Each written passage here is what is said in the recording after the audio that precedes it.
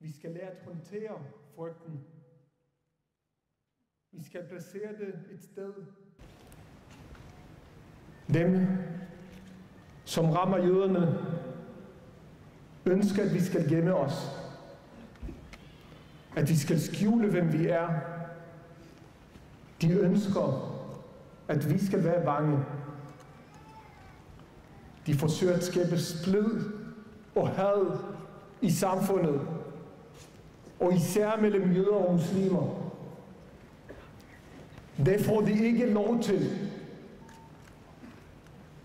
I dette fakkeltog går muslimer og jøder og kristne og sekulære.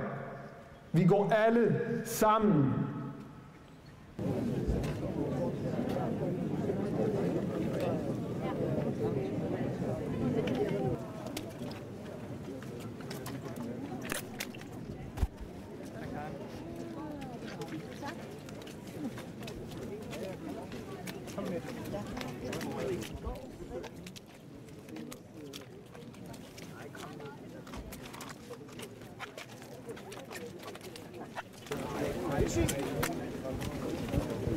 Så.